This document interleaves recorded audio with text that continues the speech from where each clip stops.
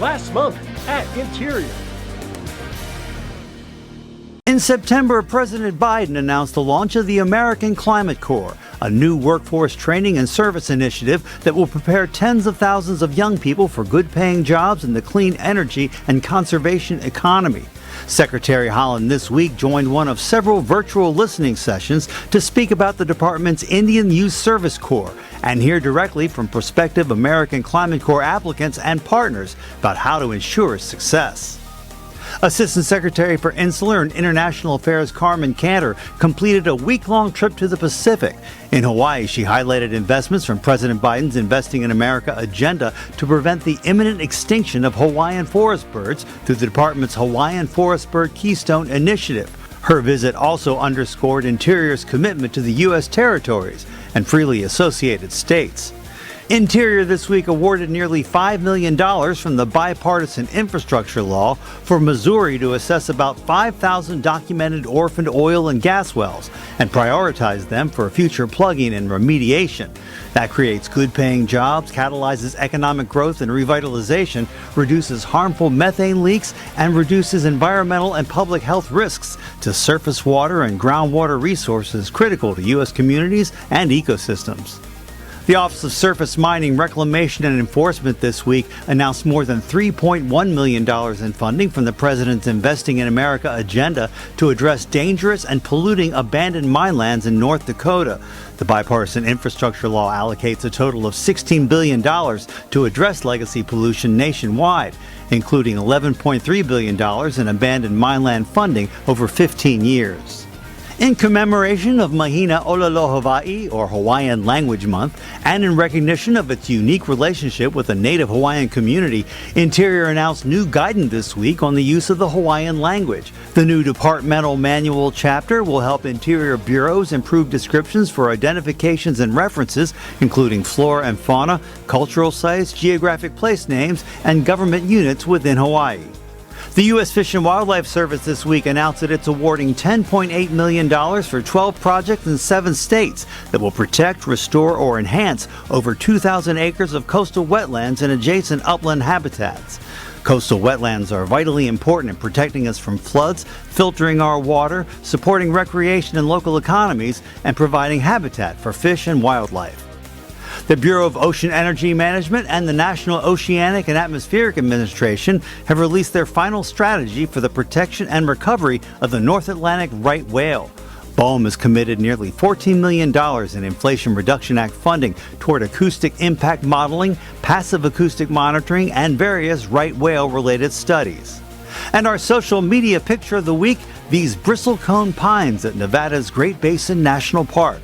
Bristlecones are among the oldest living organisms on Earth, with lifespans measured in the thousands of years. Their secret to longevity, their ability to withstand harsh environments and adverse growing conditions. Make sure you follow us on Facebook, Instagram, Twitter, and YouTube. That's This Week at Interior.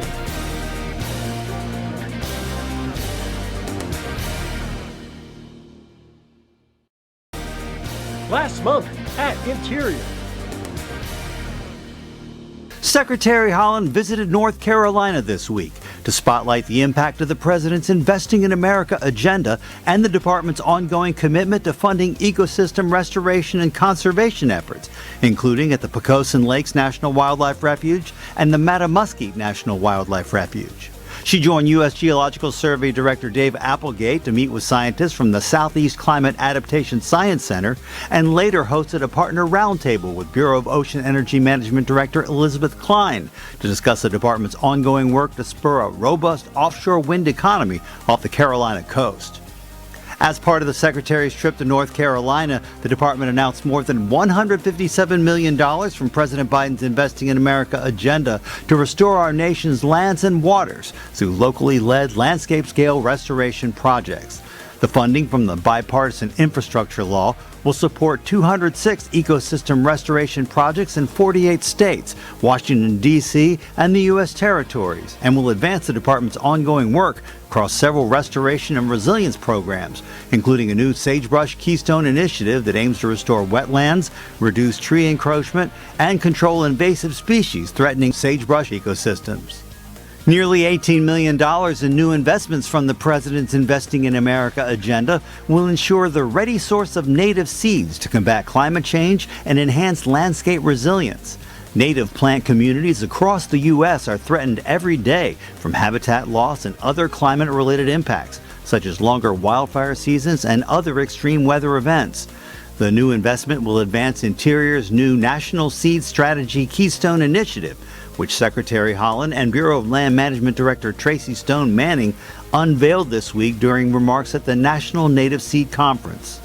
Principal Deputy Assistant Secretary for Water and Science Michael Brain visited projects in Utah receiving funding from the Bureau of Reclamation from the Bipartisan Infrastructure Law this week. The Davis and Weber Counties Canal Company project will enclose part of an open canal to more efficiently transport water. The Davis Aqueduct Parallel Pipeline project will install parallel pipelines next to Davis Aqueduct to allow for maintenance redundancy. Both projects aim to improve public safety. Interior this week announced nearly $7 million to advance climate resilience and restore lands and waters through impactful ecosystem restoration work in the U.S. territories. A $3.8 million investment from the Bipartisan Infrastructure Law will support programs and projects in American Samoa, the Commonwealth of the Northern Mariana Islands, U.S. Virgin Islands, and Guam, to advance biosecurity efforts, restore coastal areas and flora ecosystems, and support the eradication of invasive species. Another $3 million from the Inflation Reduction Act will help Puerto Rico in combating climate change. Interior this week launched a pilot program to strengthen local government's wildfire response by converting vehicles to wildland fire engines. This program, funded with an initial $5 million investment from the Bipartisan Infrastructure Law, will help small remote emergency response agencies quickly expand their wildfire response capacity as they continue to face the devastating impacts of climate change, drought, and intensifying wildfires. The Office of Surface Mining Reclamation and Enforcement this week announced more than $5.8 million in funding from the President's Investing in America agenda to address dangerous and polluting abandoned mine lands in Missouri. The Bipartisan Infrastructure Law allocates a total of $16 billion to address legacy pollution, including $11.3 billion for abandoned mineland reclamation. Cold temperatures off the coast of Florida sent U.S. Geological Survey scientists into rescue mode. Together with the U.S. Fish and Wildlife Service and the Florida Fish and Wildlife Conservation Commission, USGS biologists and volunteers pulled more than 60 cold-stunned green sea turtles out of the water and off the beaches at St. Joseph Bay, transporting them to Gulf World Marine Institute for rehabilitation. Cold-stunned sea turtles can't swim, which makes them susceptible to drowning or easy prey for predators. The turtles will be released back into the Gulf of Mexico once the water gets warm again. It was this week back in 1871 that Congress first established the U.S. Fish Commission to study why the nation's fishes were decreasing and recommend ways to reverse that decline. Over the 153 years since, that agency has continuously evolved, finally becoming what is today the U.S. Fish and Wildlife Service, the nation's oldest agency dedicated to species and habitat conservation. And our social media picture of the week, they are among nature's most social and playful creatures. River otters have big personalities and even bigger appetites. Often seen in groups called romps, they can be observed hunting and frolicking year-round at Missouri's Lusk Bluffs National Wildlife Refuge. Make sure you follow us on Facebook, Instagram, Twitter, and YouTube. That's This Week at Interior.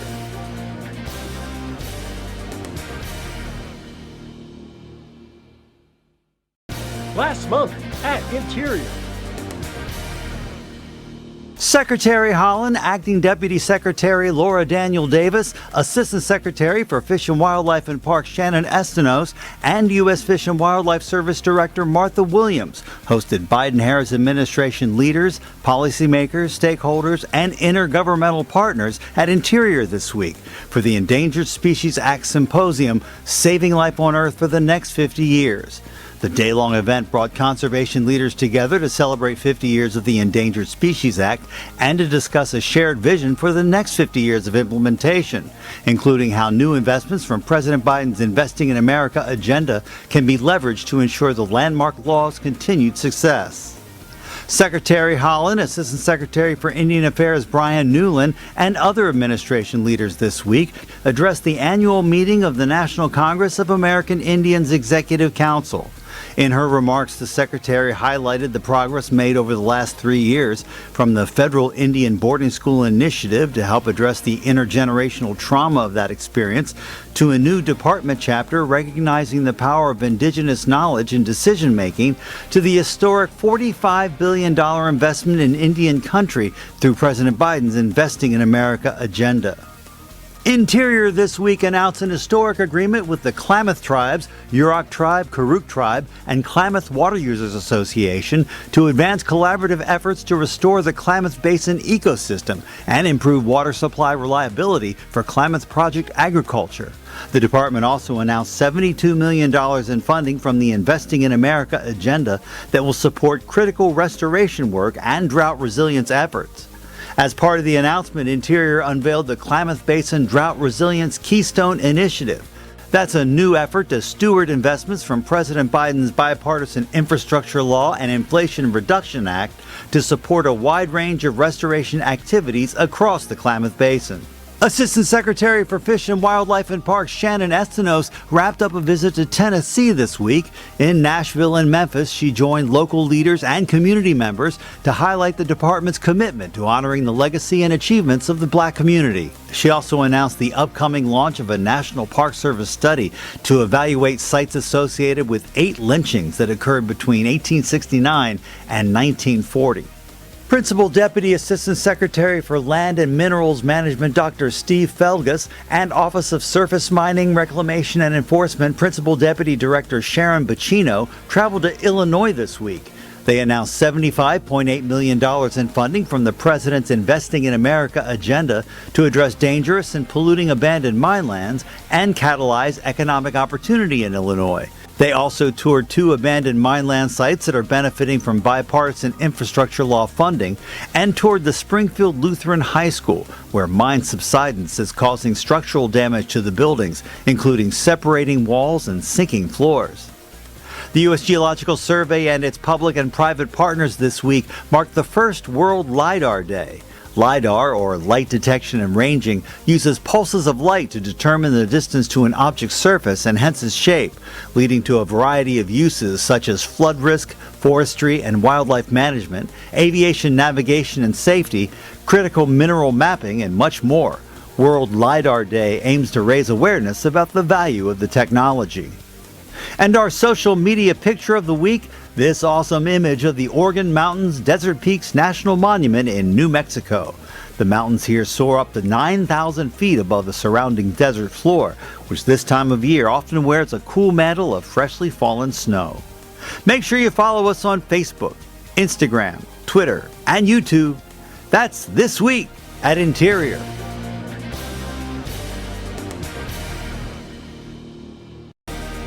Last month at Interior. Monday, February 19th marked the official Day of Remembrance of Japanese American incarceration during World War II, commemorating the unjust forced relocation and confinement of more than 125,000 Japanese Americans between 1942 and 1945. Secretary Haaland this week formally designated the Amachi National Historic Site in Colorado. It was one of 10 incarceration sites established by the War Relocation Authority to detain Japanese Americans forcibly removed from the west coast of the United States. Secretary Haaland traveled to Virginia this week to commemorate Black History Month and reinforce Interior's commitment to honoring the legacy and achievements of African Americans. She toured Hampton University and learned about their progress to implement a $750,000 grant from the National Park Service's Historic Preservation Fund's Historically Black Colleges and Universities program. She also visited 2 sites stewarded by NPS, the Maggie L. Walker National Historic Site and Fort Monroe National Monument. Maggie Lena Walker devoted her life to civil rights advancement, economic empowerment, and educational opportunities for Jim Crow-era African Americans and women. Fort Monroe National Monument, the site of the first arrival of enslaved Africans in English North America in 1619, was also a safe haven for freedom seekers during the American Civil War. While in Virginia, Secretary Haaland hosted a listening session with leaders from the Chickahominy Indian Tribe, Chickahominy Indian Tribe Eastern Division, Monacan Indian Nation, Nansemond Indian Nation, Pamunkey Indian Tribe, Rappahannock Tribe, and Upper Mattaponi Tribe. President Biden's Investing in America agenda has made historic investments in indigenous communities in Virginia and across the country.